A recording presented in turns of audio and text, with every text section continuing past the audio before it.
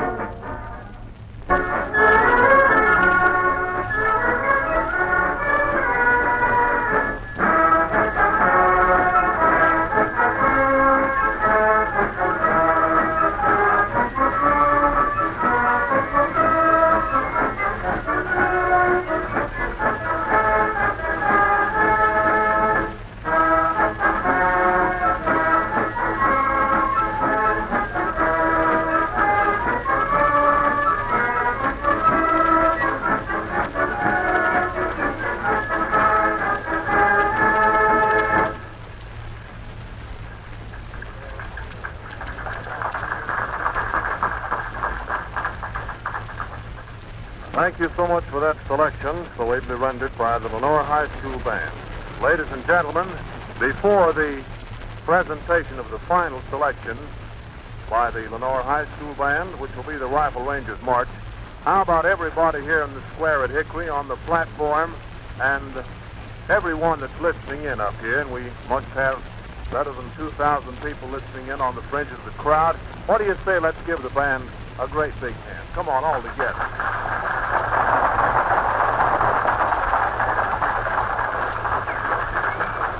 Thank you. That was very fine. That also gave our radio audience some idea of the size of the crowd today. All right, Captain Harper, let's hear the Rifle Rangers March, your final selection.